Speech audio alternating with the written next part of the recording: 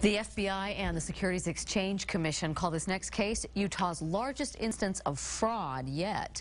The SEC raided a business in Fountain Green in central Utah. Investigators say a father and son ripped off hundreds of people. News specialist Alex Cabrera went to San Pete today. How much money are we talking about here, Alex? Deanie, investigators with the SEC told me this case is Utah's version of the Bernie Madoff scandal.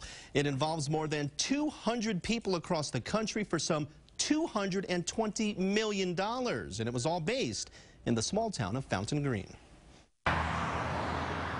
In a small town like Fountain Green, where everybody knows everybody, it's amazing a multi-million-dollar Ponzi fraud scheme could continue for years. Maybe it's easier in the smaller towns, I don't know.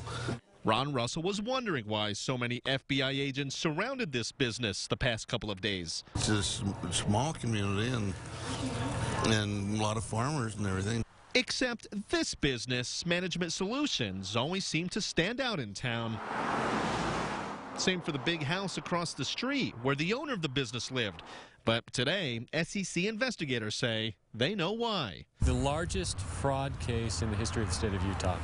Investigators say Wendell Jacobson and his son Alan, both in charge of Management Solutions, are now charged with securities fraud.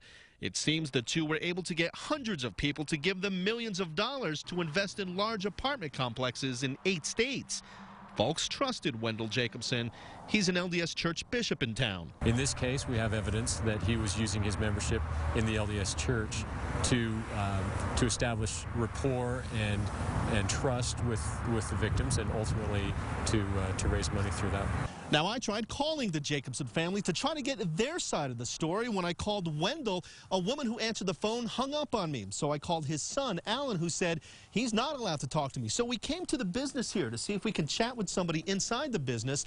A man came up to this glass window, saw the KSL logo on my jacket, shook his head, turned around, and walked away. This is essentially Utah's Bernie Madoff that we've got here, and it'll affect hundreds of thousands of people's lives. It just goes to show it could happen anywhere. You wouldn't think it'd be from a small town, but it's amazing, isn't it?